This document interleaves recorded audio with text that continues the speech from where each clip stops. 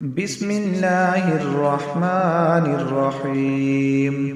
ألهاكم التكاثر حتى زرتم المقابر، كلا سوف تعلمون ثم كلا سوف تعلمون، كلا لو تعلمون علم اليقين لترون الجحيم ثم لترونها عين اليقين ثم لتسألن يومئذ عن النعيم.